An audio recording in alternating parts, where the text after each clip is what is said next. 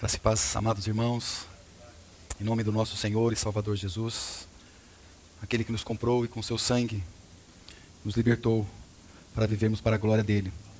Que nessa noite, meus irmãos, o Senhor possa nos conduzir ao lugar que ele deseja nos levar, sobretudo cuidando da nossa mente, do nosso coração, que nós possamos ser impactados pelas letras que nós vamos tomar agora, que o Senhor possa desimpedidamente falar aos nossos corações.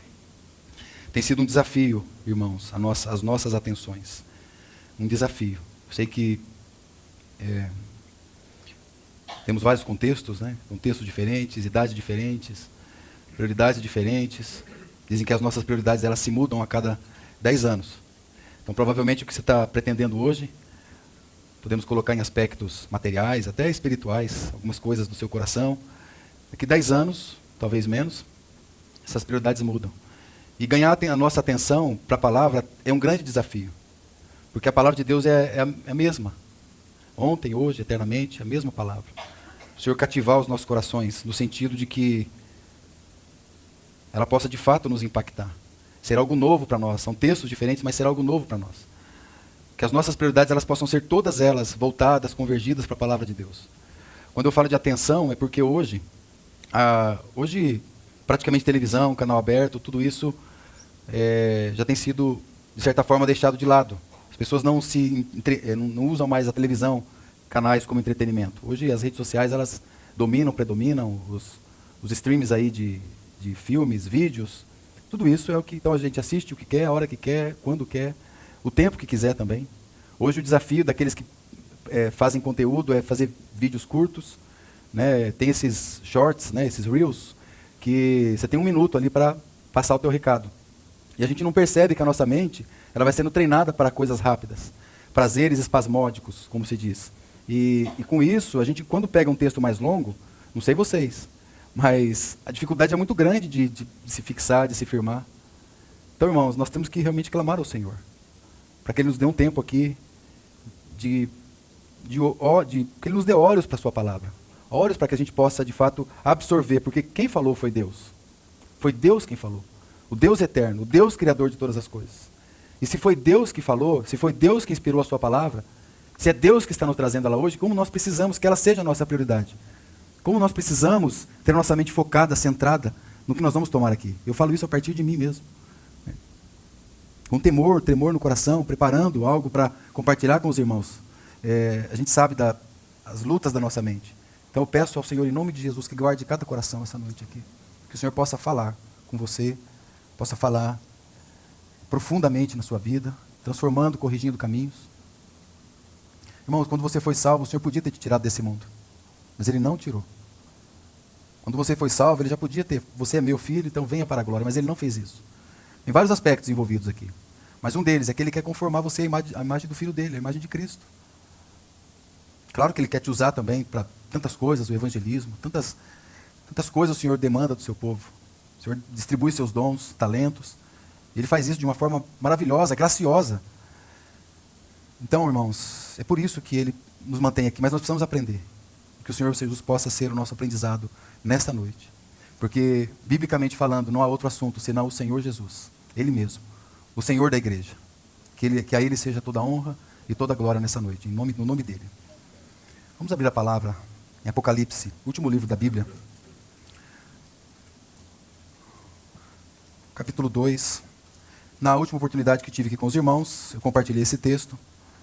E hoje eu quero abrir um pouco mais a respeito do que nós já havíamos visto, a respeito do encargo inicial, ainda que naquele momento foi algo mais relacionado ao individual, mas hoje está relacionado também ao arrependimento, que nós já vimos, mas no aspecto mais coletivo, congregacional, da nossa caminhada juntos com o Senhor. O texto é bastante conhecido.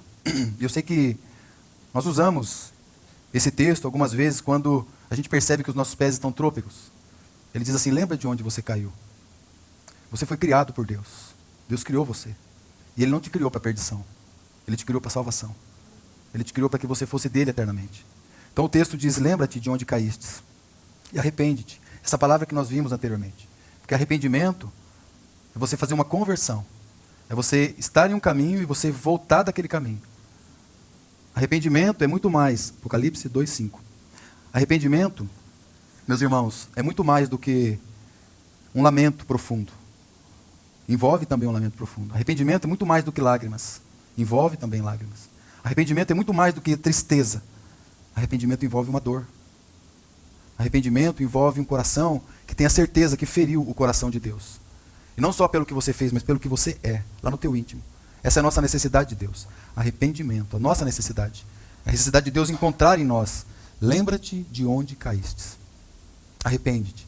Pratica as primeiras obras.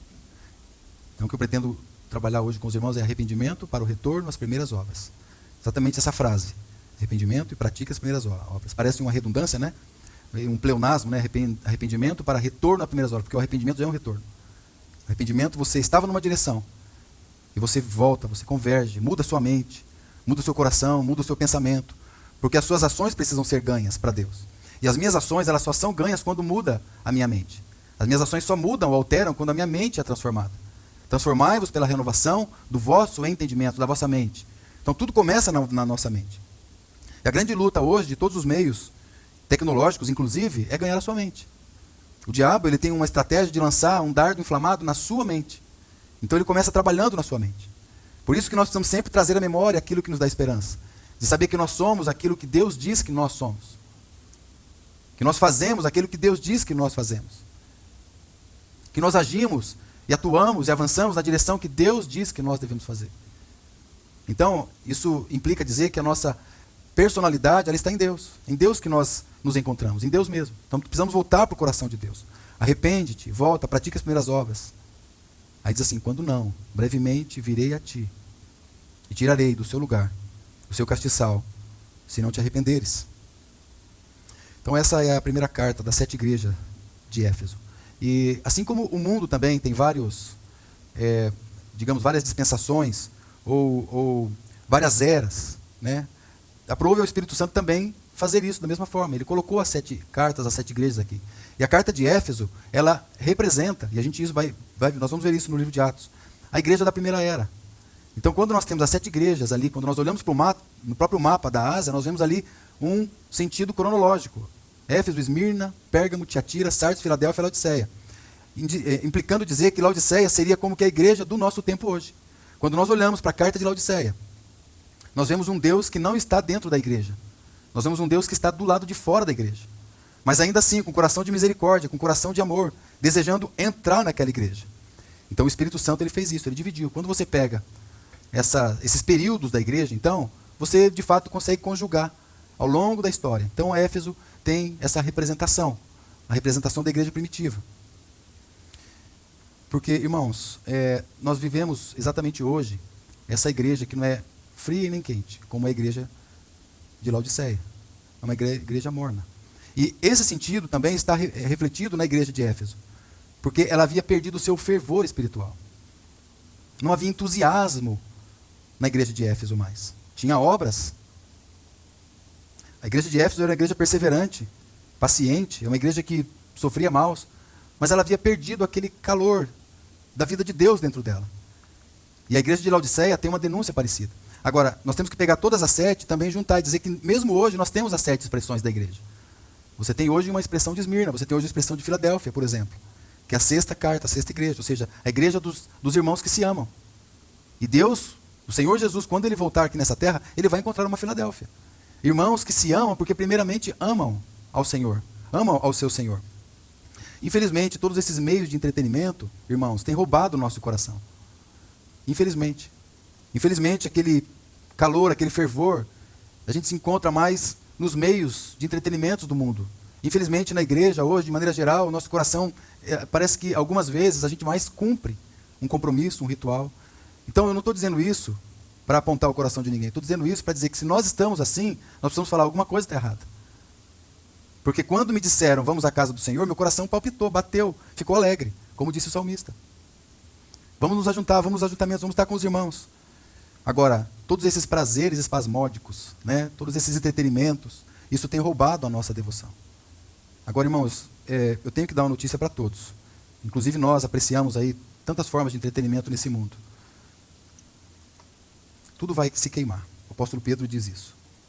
Tudo que você vê em termos de entretenimentos, questões relacionadas a esse século, tudo isso vai perecer no fogo. E quando nós amamos essas coisas, o Senhor diz assim, então você se constitui meu inimigo. Porque quem ama isso, quem ama as coisas do mundo, João é muito claro na sua epístola. Aquele que ama o mundo, o amor do Pai não está nele. Então, nós precisamos observar essas coisas, não como eu sei que vocês vão ser acusados de religiosos, mas fazer o quê, irmãos? O que nós vamos fazer? Lutar, batalhar para que a gente não seja contado como uma Laodiceia. Para vocês terem uma ideia hoje, talvez os irmãos viram isso, eu nem deveria colocar isso para os irmãos, na verdade, a verdade é essa. Mas hoje existe um evento onde igrejas evangélicas se reúnem para eles revelarem quem foi o melhor pregador do ano. Vocês já viram isso? Quem foi o pregador revelação? Tem o melhor pregador revelação, tem o melhor cantor, música gospel. Cantor revelação, é uma espécie de Oscar. Então, quando você olha para tudo isso, você tinha que ter o coração de Deus. Porque eles estão chamando isso de igreja. E nunca esteve na mente de Deus essas coisas. Quando você toma, por exemplo, as letras das músicas que são cantadas hoje. Por isso, irmãos, a gente coloca isso, não é para corrigir ninguém, cada um vai dar conta de si. É para corrigir o nosso próprio coração. Tem música que chama, o título da música é Raridade. Não está falando de Deus, não, está falando de você. Você é uma raridade. Então você passou a ser o centro da música. O centro do culto. Eu peguei lá, melhores músicas de 2024. Tem uma música que chama Não Há O Que Temer. Não há o que temer, irmãos. Ou seja, tudo é para você. A pregação é para você. Fica assim, Deus tem um propósito na sua vida. Tudo muito bonito. E tem muita situação, muitos pontos bíblicos. Mas o propósito do culto, isso que nós precisamos entender, o propósito do culto da reunião é Deus mesmo. É Ele, onde nós encontramos tudo nele. A palavra adorar, adoração, é sentido de prostrar-se. É o sentido de me lançar aos pés. Se você pega a expressão do original da palavra adoração, é como um cachorro que está lambendo a mão do seu dono. Agora, Deus não procura adoração, Deus procura adoradores. Aliás, Deus não procura adoradores. Deus procura os verdadeiros adoradores. Tem uma música que chama Cuida dos Detalhes. Arrepende-te, volta. Tem uma música que chama Grandes Coisas. Ó, grandes coisas Deus vai fazer para você. Tem uma que é impressionante. Quando tudo diz que não, sua voz me encoraja a prosseguir. E uma pior que essa. Antes de eu falar, tu cantavas sobre mim. Antes que eu começasse a ter os meus sentidos, Deus já estava cantando sobre a minha pessoa. Ou seja, glória pois a mim. Então é isso que está acontecendo. E a gente não tem que olhar para tudo isso, para outra coisa, senão voltar aos fundamentos. Voltar às primeiras obras. Um retorno e manter, irmãos, o essencial como essencial. Nós estamos chegando em mais um final de ano. Vocês acreditam? O tempo está passando. Ou quando nós vamos voltar às práticas das primeiras obras, ao primeiro amor, aonde Deus nos chama, onde Deus sempre nos chamou. Mas nós estamos envolvidos com esses brinquedos, onde muitos estão ganhando muito dinheiro com isso. Mas a palavra de Deus já tinha dito, eles vão fazer negócio de vocês. A palavra de Deus tinha alertado. Vocês serão uma moeda de troca. Vocês serão feitos negócios, câmbios. Então, quando a gente olha para a palavra do Senhor, eu vou pedir então para você abrir agora no livro de Atos dos Apóstolos, né? Que creio que nós todos aqui concordamos, Atos capítulo 2, que todos nós aqui concordamos que deveria chamar os Atos do Espírito Santo, os Atos de Jesus Cristo. Porque aqui, na certidão de nascimento da igreja, esse livro, onde nós entendemos, compreendemos a igreja de Deus, e eu falo isso também com certo cuidado, porque a igreja é um mistério de Deus, em Cristo. A igreja é o corpo de Cristo, então não dá para nós também queremos aprender e saber, não, isso aqui é a igreja. Porque quando nós definimos a igreja, nós estamos ignorando que Cristo é o edificador da igreja. Então o que nós temos que fazer é, Senhor, faça a sua obra em mim, cumpra em mim. E aqui no capítulo 2, né, no verso 38, tem essa palavra. Disse-lhes Pedro, arrependei-vos, e cada um de vós seja batizado, em nome de Jesus Cristo, para perdão dos pecados, e recebereis o dom do Espírito Santo. Então, você tem aqui mais uma vez, arrependei-vos, e esse arrependimento é o arrependimento inicial, que eu disse para os irmãos, que na outra oportunidade, o que vai comprovar, o que vai ser o próximo passo, digamos assim, de que houve um arrependimento genuíno, foi o que aconteceu ontem, por exemplo, na nossa reunião, lá na chácara, um tempo extremamente precioso de comunhão, onde alguns que ainda não tinham sido batizados foram batizados, entraram nas águas do batismo. Então nós vemos aqui o movimento da igreja de Deus. Então quando eles percebem que Jesus foi morto, Pedro aqui no seu primeiro sermão, aqui no início do capítulo 2, após a descida do Espírito Santo, ele vai então explicar o que aconteceu, o que estava acontecendo. Então ele diz, arrependei-vos. Então você tem aqui como que uma sequência cronológica.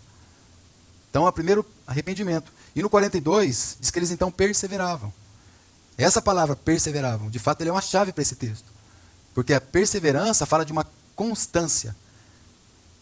A perseverança fala de uma persistência, onde eu me mantenho naquele caminho.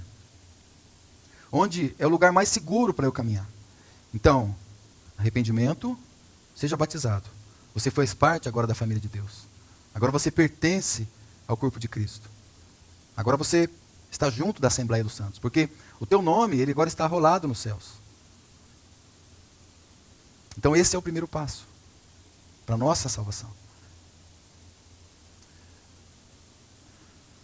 Então ele diz que eles perseveravam na doutrina dos apóstolos, na comunhão, no partir do pão e nas orações. E esse primeiro discurso de Pedro, que vem aqui anteriormente, irmãos, ele vai se... Pedro depois tem outras pregações. E ela sempre tem como uma estrutura.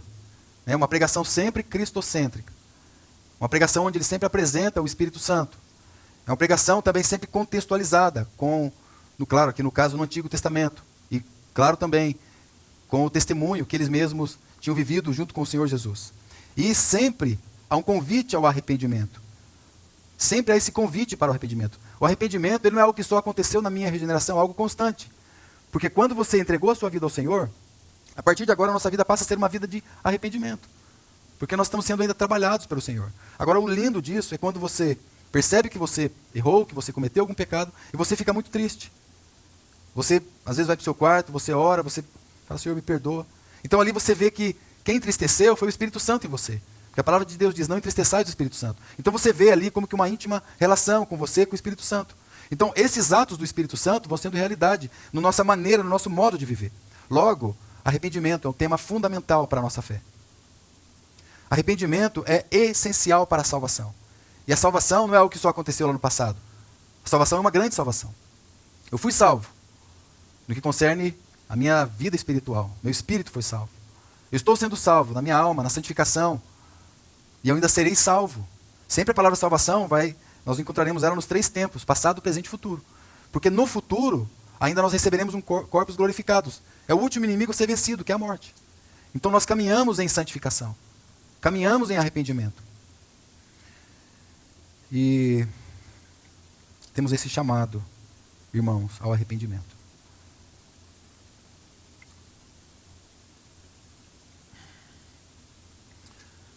Quando o precursor do Senhor Jesus, João Batista, ele estava aqui nesse mundo, a pregação dele era arrependei-vos, porque está próximo o reino dos céus.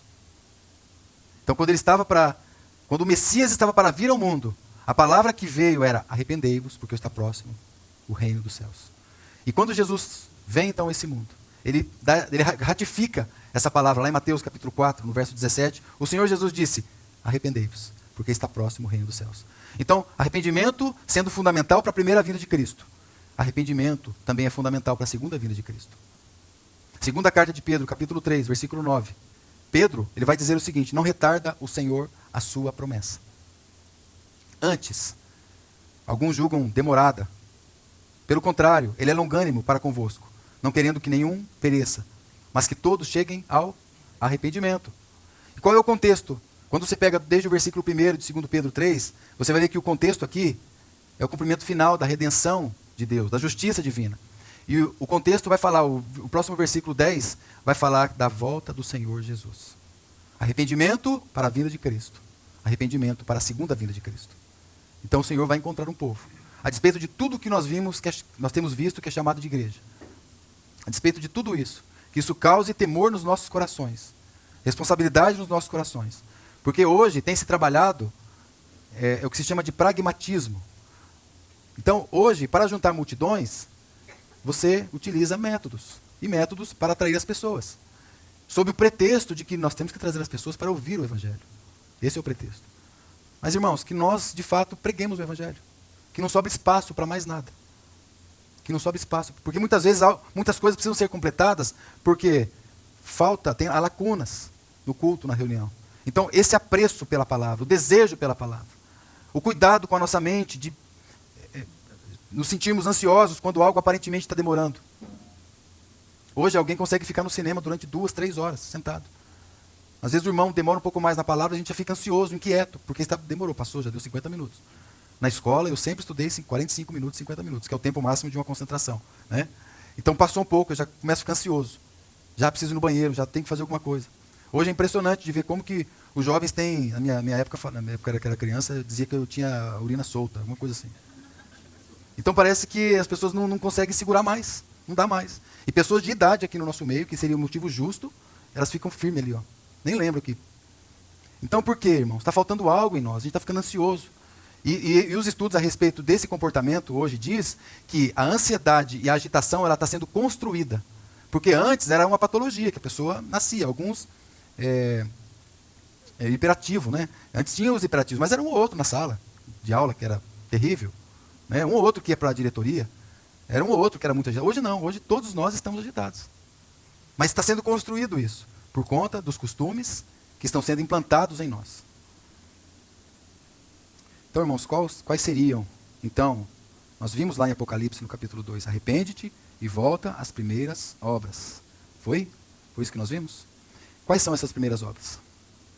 Aí então, que nós precisamos então nos voltar à palavra de Deus. É claro que no contexto imediato ali, e nós vamos ver isso ao final, ele mostra quais são ali as primeiras obras, mas o Senhor Jesus ele só mostra de uma maneira assim, que todos os ouvintes de Éfeso vão entender. Mas as primeiras obras de Éfeso nós encontramos aqui no livro de Atos. Aqui nós descobrimos quais são de fato, e de maneira detalhada, ainda que a gente não vai ver dessa maneira, quais são essas primeiras obras. No sentido geral, é esse verso 2,42. Esse 2,42 para nós, ele resume quais são as primeiras obras. Essa perseverança, a dedicação, essa constância na doutrina dos apóstolos, na comunhão, no partir do pão e nas orações. É essa a constância. Mas então eu quero, aqui irmãos, tomar esse livro, né, e nós veremos então 5 cenas, aqui no livro de Atos mesmo, que vão nos dar luz para a compreensão do que são essas primeiras obras.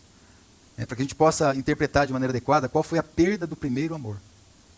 Então quando nós olhamos para cá, nós vamos descobrir onde foi que o primeiro amor ficou.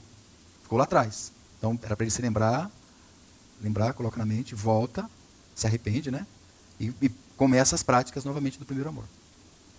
Então eu vou contextualizar com os irmãos, o verso 2, 5 de Apocalipse, com o livro de Atos. Então eu quero que os irmãos abram aqui a primeira cena de Éfeso no capítulo 18. Vocês já estão aqui? Nós veremos 5 cenas. Aqui então, no capítulo 18, inicia a carta a Éfeso. Atos mesmo. Atos capítulo 18. Aqui no verso 19, você aqui está aproximadamente no ano 52 da nossa era. A primeira vez que Paulo está aqui em Éfeso. Essa é a primeira vez. Ele está na sua segunda viagem missionária. Então, só para os irmãos se sintonizarem. Diz aqui no verso 19, você viu a primeira frase? E chegou a Éfeso. E aqui então o evangelho começou a ser pregado em Éfeso. Aí diz a palavra, e deixou-os ali. Mas ele entrando na sinagoga, disputava com os judeus. Essa palavra disputava tem uma versão aí que pregava, não tem? Então Paulo, ele chegou em Éfeso para pregar o evangelho, e ele já chegou numa sinagoga dos judeus, isso acontecia algumas vezes. Se você voltar um pouquinho antes, o verso 4 do capítulo 18 mesmo, diz ali que todos os sábados ele disputava, né? Aqui ele está em Corinto, depois de Corinto ele foi para Éfeso, então disputava, essa mesma expressão, ele pregava na sinagoga e convencia os judeus, vocês viram o verso 4? Então essa mesma expressão. E aí diz aqui, essa palavra disputava ou pregava, é como se ele fizesse um discurso ali. Então Paulo estava arguindo com eles, tem o sentido de discussão, mas não como nós pensamos. No sentido de um debate, mas algo muito positivo. Mais no sentido de que ele estava explicando as doutrinas, os ensinos. Agora veja o verso 20. Rogando-lhe. Então, aqueles homens ali, eles pediram para Paulo. Essa palavra rogando-lhe, algumas vezes no Novo Testamento é traduzida por convite. Mas essa expressão, ela pode também significar que eles estavam implorando para que Paulo ficasse. Pode significar isso. O mesmo vocábulo. Não é só um requerimento. Não é só um pedido. Não é só um convite. Mas pode ser que eles estivessem implorando. Paulo, fica conosco. Queremos aprender da palavra. Nós queremos entender mais a respeito de Cristo. Aí ele diz assim, e para que ele ficasse ou permanecesse por mais algum tempo. Mas Paulo, algumas versões diz não acedeu, né? Paulo não conveio nisso. Então Paulo não diz que não. Se você olhar para o verso 21, diz que ele se despediu e querendo Deus, ele disse, se o Senhor quiser outra vez eu volto aqui para Éfeso. Então foi isso que ele colocou ali para eles. O que nós aprendemos aqui nessa primeira cena? O que nós aprendemos? Um desejo por aprender mais. Não é, irmãos? Um desejo por retornar às Escrituras. É isso que Paulo tinha. Paulo conseguia expor a palavra de Deus. E isso mostrava que esses judeus aqui, eles tinham fome pela palavra de Deus inspirada. Eles desejavam ouvir a palavra de Deus. Mas vamos mais.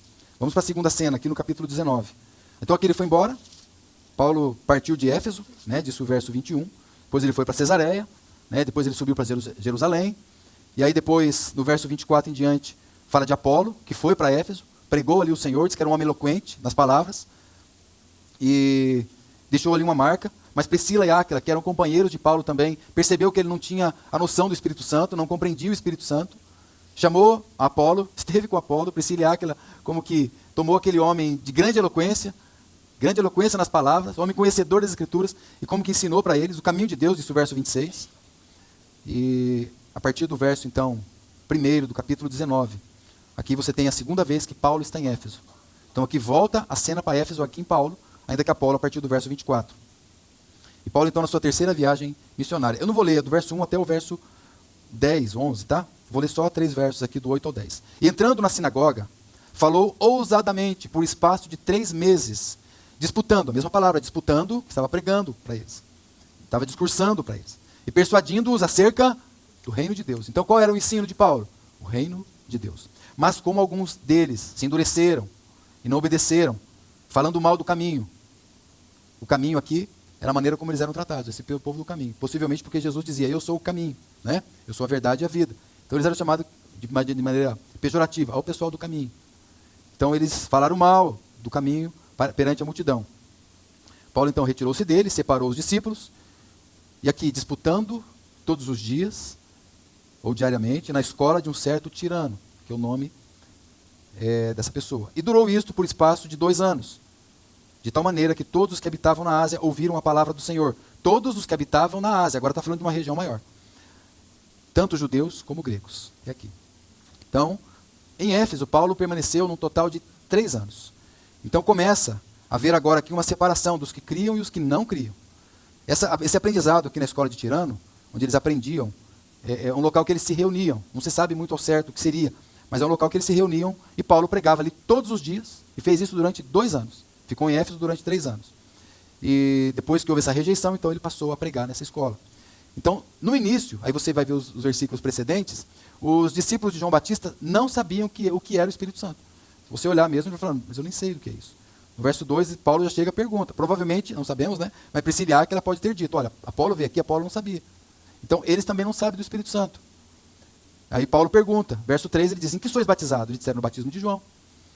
Ele falou, mas certamente João batizou o batismo do arrependimento. Qual foi o batismo de João? O batismo do arrependimento. Por quê? Porque o Messias ia vir ao mundo. Era necessário arrependimento. Então, dizendo ao povo que cresce, que há de vir, verso 5, e os que foram batizados em nome do Senhor Jesus. Eu acabei lendo, né, os versos aqui. Mas eles não tinham conhecimento, eles foram batizados então em nome de Jesus. Né? O nome de Jesus aqui não quer dizer, não está contradizendo Mateus capítulo 28, verso 19, quando o Senhor Jesus disse, batizando em nome do Pai, os batizandos ontem, foram batizados em nome do Pai, do Filho e do Espírito Santo. Aqui sempre é uma referência batizado em nome de Jesus, porque é da autoridade de Jesus. Aqui a pregação era do Cristo que havia sido morto há pouco tempo, ressuscitado há pouco tempo. Então o nome, a autoridade do nome de Jesus. Então, irmãos, eles foram batizados no nome do Senhor, e diz a palavra que veio a eles então o Espírito Santo. Então o que nós aprendemos aqui? Quais seriam então os retornos a essas primeiras obras? Quando o Senhor Jesus fala lá em Apocalipse, para Éfeso, volta para as primeiras obras. O que nós aprendemos? O que você vê aqui com a igreja em Éfeso? Você vê que eles precisavam aprender. E eles aprenderam acerca da pessoa do Espírito Santo. Mas não só isso. Se você ler também, você vai descobrir que o aprendizado era para que eles soubessem que Jesus era o Messias. Jesus era o Cristo. Vai juntando tudo isso, irmãos, porque tudo isso está relacionado com o retorno às primeiras obras. Não só isso, a pregação a respeito do reino de Deus. Ou seja, zelo para com esses assuntos. E a despeito de toda a rejeição que eles estavam tendo ali, eles se mantinham firmes na verdade daquilo que eles estavam aprendendo. Mas também outras coisas, irmãos. Eles testemunhavam maravilhas. Eu não li o texto, mas é o verso 11. Diz que Deus, pelas mãos de Paulo, fazia maravilhas extraordinárias. Aqui, logo na sequência, você vai ver que eles tomavam até o lenço, a capa aqui de Paulo, e eles eram curados. A gente pode olhar para isso e ficar um pouco perplexo, né? Tá, mas por que isso não acontece hoje? E quando acontece, a gente vê na televisão, a gente já descarta. Até a sombra dos apóstolos curava. Por que não acontece isso hoje? Irmãos, quando nós avançamos nos escritos, nas epístolas, tudo isso vai como que ficando para trás. E eu creio que a maioria dos que estão aqui não creram no Senhor por conta de alguma situação nesse sentido. Se foi, amém. Isso acontece até hoje. Mas alguém disse, eu lendo um comentarista a respeito disso, ele usou uma analogia muito interessante ao meu coração. Ele disse assim, que todos esses sinais que aconteceram lá no livro de Atos, todos esses sinais, todas essas maravilhas, essas curas, era como o sino de uma igreja. Depois que você entrou, o sino para de tocar. Né? Então tudo isso foi necessário para esse início da igreja primitiva. Tudo isso foi necessário como um testemunho. Mas hoje não é um modus operandi. Hoje, partir, irmãos, para cada um de nós aqui. Isso precisa estar no nosso coração. Tem uns que têm medo da morte, tem uns que têm pavor da morte. Mas isso precisa estar no nosso coração, sempre. Partir e estar com Cristo é muito melhor. Ninguém quer morrer. O fato é esse. Né? Muita gente fala, não tenho medo da morte. Né? Às vezes dá uma pontada no coração e fala, você já fica com medo. Falando, será que é agora? Né? A gente não tem medo, mas a gente desconfia do desconhecido. Né? Então alguma coisa vem. Então nós precisamos sempre pensar que o morrer viver é Cristo. E o morrer é lucro. Por que a gente olha para tudo isso, né? Hoje? Eu estou só fazendo um parênteses aqui. Né? Olha para tudo isso e causa-nos um pavor. Partir e estar com Cristo é muito melhor. Então, essas maravilhas aconteciam, esses sinais aconteciam porque era um período. Mas quando você vai avançando, em 1 Coríntios, na primeira carta, Paulo ainda trata alguma coisa a respeito. Mas quando você vai avançando, Tessalonicenses, Colossenses, Filipenses, você não vê essas coisas. Você não vê isso de maneira doutrinária. É como se a igreja estivesse indo amadurecendo ao longo do caminho. Então, outra coisa que você vê aqui nessa sessão, muito importante, o evangelismo eficaz. Porque agora, o alcance foi de toda a província da Ásia Menor. Isso que estava acontecendo aqui, alcançou não só a Ásia Menor, mas Colossos, Laodiceia foi alcançada, Esmirna foi alcançada. Tudo com a pregação dos Efésios. Com a vida dos Efésios. Com o testemunho dos Efésios. Tudo aquilo que eles estavam vendo. Mas vamos avançar. A terceira cena que eu quero mostrar para os irmãos, do que estão relacionadas aqui essas primeiras obras. Capítulo 19, ainda a partir do verso 17. Então você tem aqui o nome do Senhor Jesus sendo engrandecido. Fazendo um resumo aqui para vocês. Você tem aqui arrependimento genuíno. Capítulo 19, a partir do verso 17 até o 20, você vê isso. Você vê abandono à idolatria. Você vê confissão de pecados. Você vê o impacto que acaba acontecendo naquela sociedade. Vou ler só o 17 para os irmãos aqui. E isto foi notório. Quando ele fala isto foi notório, é o contexto que estava aqui anteriormente. Está falando dos 7 filhos de Seva. O Seva era um judeu, um sacerdote judeu.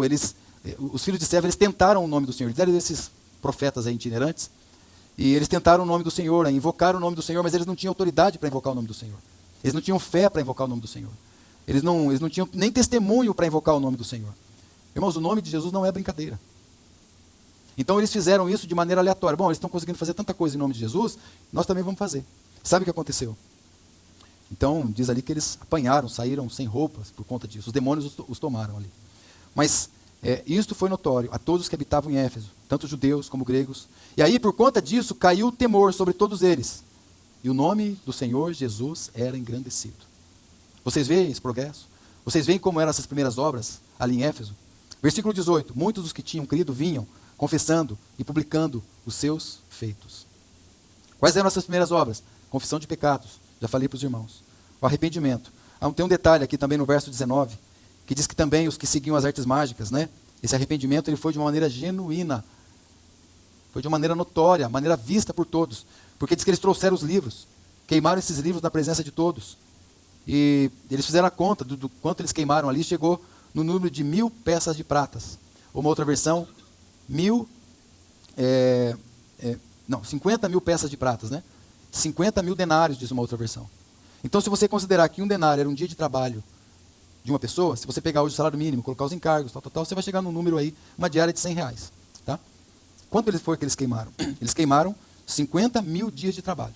Se a gente viver a vida inteira, nós não vamos viver 50 mil dias. Eles queimaram tudo. Arrependimento genuíno é jogar tudo fora. Se a gente fizer uma conta com base no Salmo 90, que os dias do homem é 70, 80, né? E muitos pela sua robustez. Então você tem ali aproximadamente 30 mil dias. Então a gente não conseguiria trabalhar para acumular tudo isso. Mas eles tomaram esses 50 mil denários aqui, ou 50 mil dias de trabalho, que daria aproximadamente 5 milhões de reais. Porque se você pegar 100 reais, eles pegaram esses 5 milhões e queimaram tudo. Porque, como Paulo disse depois, né, para mim eu considerei tudo como perda, por causa da sublimidade de Cristo. Então, eles também se arrependeram e consideraram tudo como nada, por causa da sublimidade de Cristo. O que nós encontramos aqui? Abandono, as práticas ocultistas, idolatrias. Isso está entrando hoje na igreja de Deus. Vocês não acreditam. Esoterismo, feitiçarias, invocações de espíritos, adivinhações para manipular eventos, para manipular pessoas. Tudo isso tem acontecido, de uma forma ou de outra. Mas o que nós encontramos em Éfeso? Temor, reverência ao nome do Senhor. O que mais nós encontramos? Busca pela palavra, testemunho vivo, testemunho genuíno. Olha o verso 20. Assim, a palavra do Senhor, desse jeito, irmãos. Assim a palavra do Senhor crescia poderosamente. E não só isso, e prevalecia. Se vocês tomarem aqui os versículos precedentes, vocês vão ver que eles adoravam ali uma deusa. Até depois, a deusa Diana, Diana dos Efésios. Esse testemunho foi tão impactante que hoje não existe mais a adoração a essa deusa. Ela virou como que nada, por causa do testemunho da igreja de Éfeso. Agora é claro, né, irmãos? No início eu falei de alguns ídolos modernos, eu não usei essa expressão. Mas todos esses meios de entretenimento, nós temos que tomar cuidado para que eles não sejam um substituto de Deus nas nossas vidas. Porque o ídolo é aquele que tem boca, mas não fala. Tem olho, mas não vê. Parece, mas não é. Parece que tem vida, mas não tem vida. E nós temos perdido muitas vezes o nosso tempo com os ídolos modernos. E tempo é sinônimo de prioridade. E para aquilo, claro que eu estou falando para mim. Aquilo que eu dou mais tempo é aquilo que eu estou dizendo, com as minhas ações, que são as minhas prioridades. Eu amo, eu dou tempo para aquilo que eu amo. Cada um de nós aqui damos tempo para aquilo que nós amamos.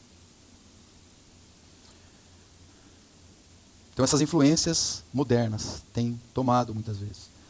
Um irmão do passado ele fez uma pergunta: se você fosse acusado de ser cristão, haveria prova suficiente contra você? Vamos à quarta cena, irmãos. E no capítulo 19, verso 23 ao 41, eu vou ver só aqui 2 ou 3 versículos. Porque aqui nós vamos ver perseverança, mesmo em meio à perseguição. Porque aqui a perseguição começa a se levantar. Diz que naquele mesmo tempo, houve um não pequeno alvoroço acerca do caminho. Perseverança, mesmo em meio à perseguição. Então o evangelho aqui ele começa a provocar uma confusão na cidade. O resultado é tumulto, o resultado é uma oposição. Veja o verso 24, porque um certo ourives, aqui a gente compreende um pouco melhor. Um certo ourives de prata, por nome Demétrio, que fazia de prata nichos de Diana, a Diana dos Efésios, a Artemis, que eu falei para os irmãos. Hoje lá em Éfeso só tem essas ruínas. Só ruínas, você só visita lá os pontos turísticos. Mas tudo isso aqui, tudo que ele fazia, esse ourives, dava não pouco lucro aos artífices. Esse é o contexto. Veja o verso agora 34.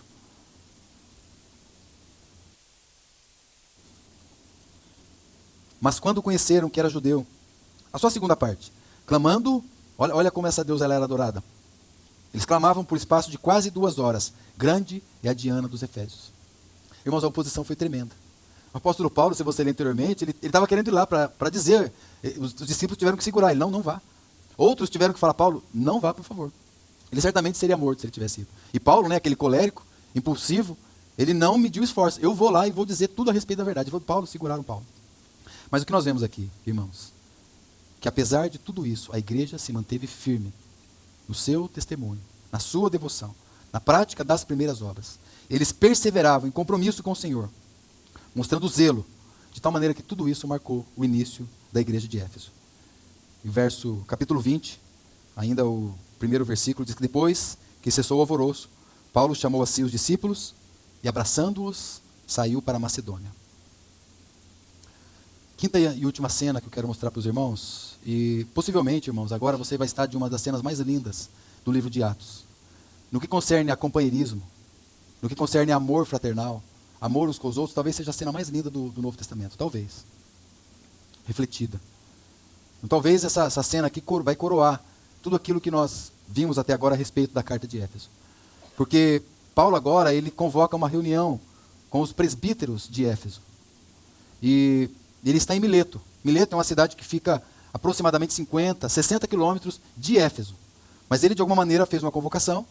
Os presbíteros de Éfeso, né, os líderes da igreja de Éfeso, então, de alguma forma, ou foram por embarcação, que poderia demorar 12 horas, ou foram com algum animal, uma mula, um cavalo, isso demoraria um dia e meio, ou eles foram a pé, que demoraria então 3 dias, 50, 60 quilômetros. De alguma forma, eles foram até Mileto.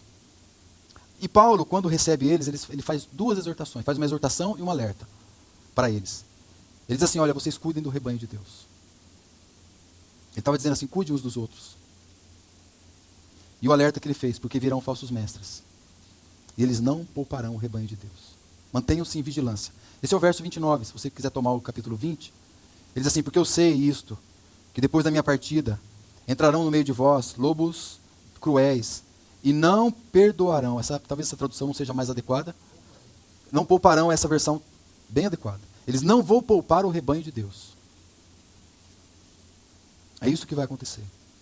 Agora, irmãos, note essa cena, versículo 36. A despedida, então, dos anciãos ali, nutrida por 2 coisas, oração e lágrimas. Essa despedida dele com os irmãos ali de Éfeso, oração e lágrimas. Depois disso, Paulo escreve, provavelmente 5 anos depois, em Roma, a carta a Éfeso. E na carta de Éfeso ele diz assim, orando em todo o tempo. Vigiar em todo o tempo. Paulo, então, como que tempos adiante, ele estaria ratificando essa informação. Ele fala, tomai toda a armadura de Deus, para que vocês, Éfeso, possam suportar o dia mau. Então houve aqui a exposição para nós de um profundo vínculo emocional, espiritual com aqueles irmãos. O que eram essas primeiras obras? Aqui que nós vemos, eles lá em Mileto. Um companheirismo, um afeto leal, um com o outro. Um cuidado mútuo. Um vínculo fraterno. E uma comunhão sincera. Uma comunhão espiritual. Irmãos, eles pagavam o preço da comunhão. Eles pagavam o preço para estarem juntos. Porque eu não sei como foi que Paulo marcou aquele encontro. Não tinha como ele mandar um WhatsApp no grupo lá dos irmãos de Éfeso, né? Não tinha como. Ó, irmãos, vamos nos encontrar em tal lugar. De alguma maneira ele comunicou os irmãos de Éfeso. Os irmãos de Éfeso receberam a comunicação. Não mediram esforços, porque hoje nós medimos esforços. Hoje nós fazemos as contas. Hoje nós calculamos o preço. Não, fica muito complicado. Não falo de dinheiro. Hoje fica muito difícil para mim. Todos nós temos os nossos compromissos. E eu não sei como tudo isso foi possível. Mas o problema não era só a distância de 60 quilômetros. Perigos que podiam envolver. Mas eles estavam lá. Agora, irmãos, veja comigo essas passagens aqui do verso 38, 36. Veja o 35. Tenho-vos mostrado em tudo que, trabalhando assim, é necessário auxiliar os enfermos e recordar as palavras do Senhor Jesus que disse, mais bem-aventurada coisa é dar do que receber. Nós só sabemos que Jesus disse isso porque Paulo disse que Jesus disse. Possivelmente ele ouviu isso do próprio Senhor Jesus, porque não há relato nos evangelhos a respeito dessa palavra, que mais bem-aventurado é dar do que receber. E de fato, irmãos, mais bem-aventurado é dar do que receber. Ele está dando essas instruções ali. Auxilie os enfermos. É necessário isso. Então, note quais são as primeiras obras que a palavra de Deus estava chamando a atenção deles. Aí, havendo dito isto, veja o verso 36. Colocou-se de joelho e orou com eles. Verso 37. Levantou-se um grande pranto entre todos, e lançando-se ao pescoço de Paulo, o beijavam. Entristecendo-se muito, principalmente pela palavra que dissera, que não veriam mais o seu rosto, e acompanharam-no até o navio. E de fato, irmãos, não há registro que Paulo tenha novamente voltado a Éfeso, exceto que ele tenha escrito a carta aos Efésios, que nós temos aquela carta de 6 capítulos. Tempos se passaram e João na ilha de Patmos então tem uma visão. E a primeira igreja que o Senhor Jesus faz questão de citar é a igreja de Éfeso. E Jesus disse assim para eles: eu tenho contra ti que você deixou o seu primeiro amor. Você se esqueceu de tudo aquilo que havia acontecido. Lembra-te, você se esqueceu. Você esqueceu do gozo, de mesmo apesar das provações, de a despeito de tudo aquilo que você passou, você se esqueceu. O desejo de aprender mais, o desejo de retornar às Escrituras, o desejo de fome pela palavra de Deus inspirada, o desejo de aprender mais do Espírito Santo, de aprender mais de Cristo, você se esqueceu Lembra de onde você caiu. Você esqueceu da pregação do reino, da mensagem do reino de Deus. O evangelismo eficaz. Por que hoje nós não nos preocupamos mais em pregar o evangelho, irmãos? Porque hoje os jovens não têm procurado os mais velhos e dizendo, eu quero estar com vocês, eu quero fazer visita com vocês. Procura o Murilo, vamos lá visitar os idosos, eu quero pregar para eles. Procura outros irmãos, eu quero evangelizar. Nós perdemos isso. E nós não nos percebemos que nós perdemos isso. Nós deixamos para trás, porque agora nós estamos num lugar muito confortável. O ar-condicionado está muito frio, não, o ar-condicionado está muito quente. Não, aqui não está bom, não, lá está ruim. Nada está bom. Porque muitos estão indo para o inferno e nós não estamos percebendo. E o nosso amor está se esfriando. E nós não estamos nos lembrando de voltar ao melhor amor, ao primeiro amor. Arrepender, confessar os nossos pecados, como nós vimos ali. Abandonar todas essas idolatrias que têm batido na porta do nosso coração, perdido o temor, a reverência de Deus. Quando nós abrimos as Escrituras, aí nós ligamos no nosso celular o aplicativo da Bíblia. Amém, irmãos, usem. Mas toca o WhatsApp, o que é prioridade? Não é a palavra de Deus. Eu não sei os irmãos, mas quando a gente começa a ler a palavra de Deus, a nossa mente foge, já disse isso. Mas para você se aprofundar na letra mesmo, e o Espírito Santo começar a ministrar gozo no teu coração, demora. Você não faz isso com um vídeo de um minuto. Aliás, o vídeo de 1 minuto te dá muito mais prazer, irmãos. Dopamina. Esse é o que causa. Então são descargas de dopaminas. E você não está se percebendo que o prazer da palavra de Deus foi perdido, está perdido. Perdeu-se o primeiro amor. Mas, irmãos, eu preciso... Voltem, por favor, capítulo 2 lá de Apocalipse. Talvez eu tome 5 minutos dos irmãos. Porque vocês precisariam ver algo aqui ainda. Aqui no capítulo 2, que nós já vimos, o versículo 2 ele vai falar para nós o contexto do que deixou o primeiro amor. Jesus está dizendo para ele, olha, eu conheço você. Eu sei das tuas obras. Não é o que está no versículo 2? Ou seja, o Senhor não despreza o teu serviço. Não é isso. Quando Marta estava lá aos pés do Senhor, quando Maria estava aos pés do Senhor, Marta foi repreendida. Mas não é porque ela fazia um serviço.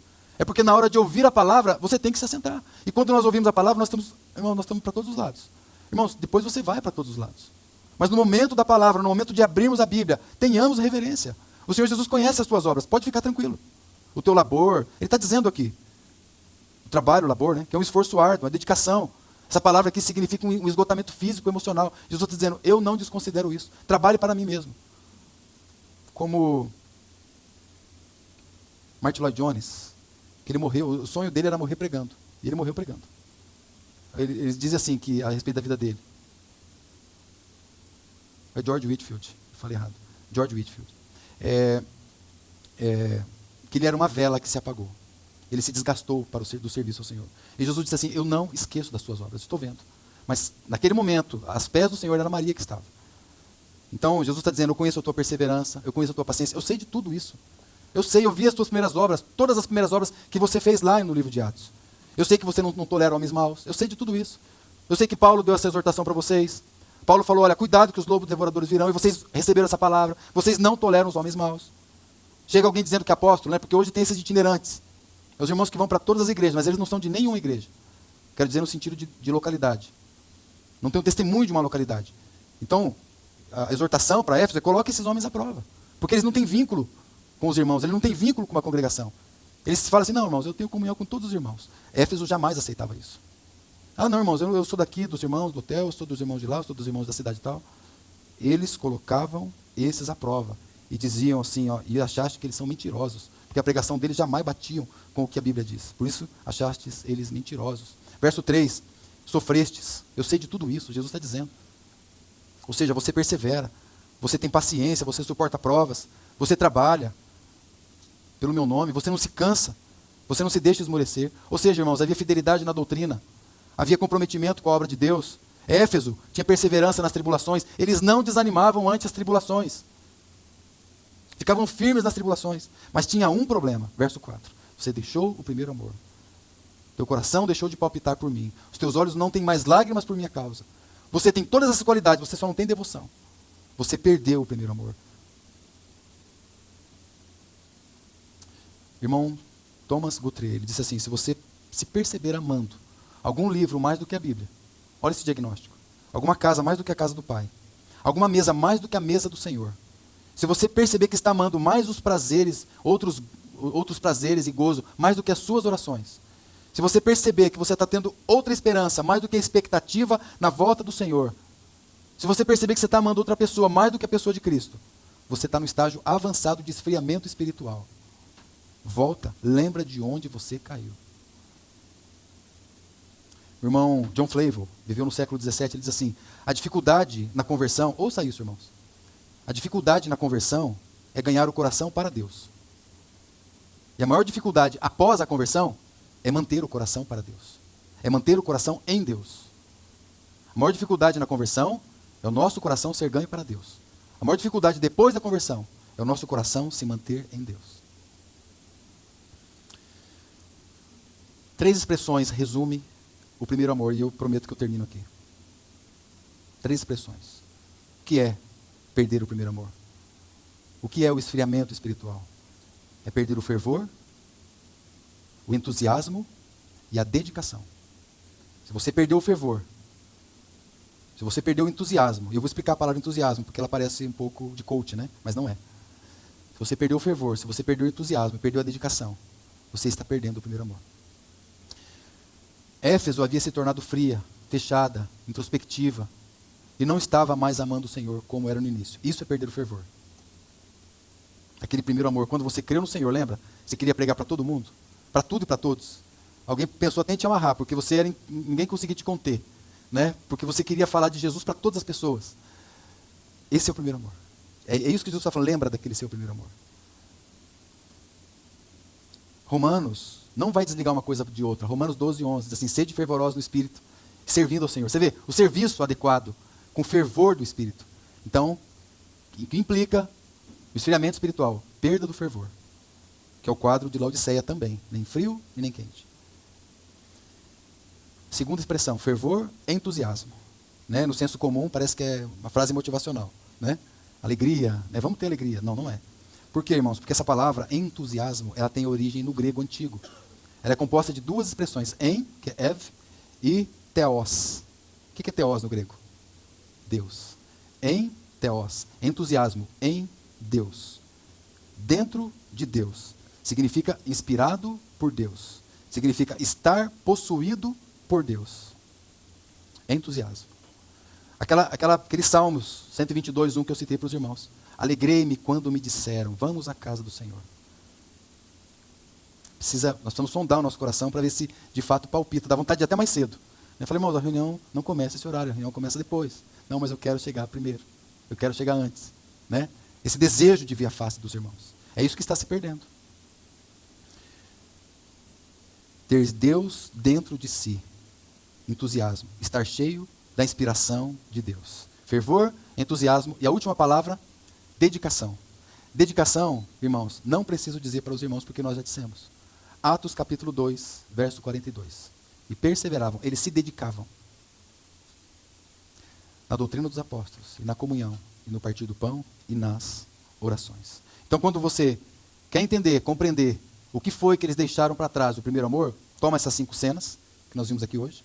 Resumidamente, Atos 2, 42. Porque senão eu vou mover de você o teu candeeiro. É o que Jesus está dizendo. Senão, eu moverei do seu lugar o seu candeeiro. Capítulo 2, Apocalipse, verso 5.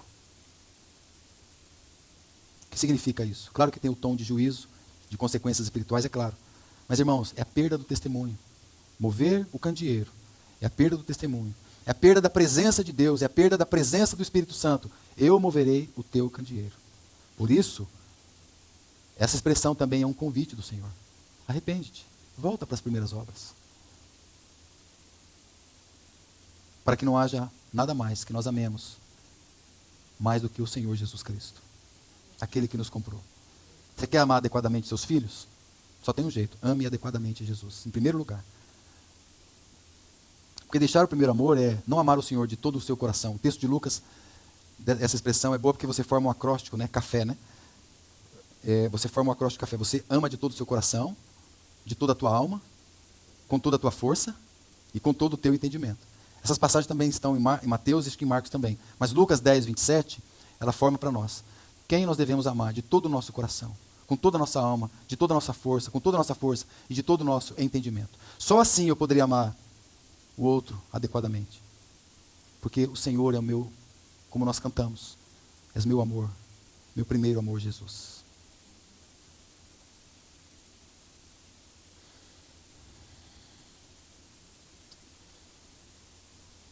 Ajuda-nos, Senhor. Ajuda-nos. Somos o teu povo, comprados, remidos pelo teu sangue. O Senhor pode nos ajudar, Senhor, a que nosso coração volte para as verdades da tua palavra. E sejamos, para a glória e honra do teu nome, pelo teu Santo Espírito, convencidos, Senhor, de que a tua palavra é a verdade. E nós queremos, amado Senhor, amá-lo de todo o nosso coração, com toda a nossa alma, de toda a nossa força e entendimento. E, de fato, Senhor, viver vidas que alegrem o teu coração. Senhor, nós não queremos ter movido o candeeiro do nosso meio, Senhor. Porque se nós perdermos a tua presença, nós perdemos tudo, Senhor. Se nós perdermos o Espírito Santo, nós perderemos tudo, Senhor. Então, socorre o teu povo, Senhor. Ajuda nas nossas limitações, nas nossas fraquezas. Senhor, as nossas prioridades precisam ser ordenadas. Nós queremos te amar de todo o nosso coração, Senhor. Queremos voltar à prática das primeiras obras, Senhor. Queremos ser como aquele povo, Senhor, que era um testemunho firme, eficaz. Eles eram tão valentes, Senhor, para com as coisas. E hoje, Senhor, a perseguição tem vindo de uma maneira tão sutil na nossa casa, Senhor. A perseguição tem vindo com conforto, com entretenimento, com coisas que a gente muitas vezes nem tem percebido. Mas ajuda-nos, Senhor. Nós nos lembramos de onde nós caímos. Senhor, nós nos arrependemos e queremos voltar ao melhor amor, que é o Senhor. Para a glória do teu nome, Senhor. Em nome de Jesus. Amém. Amém.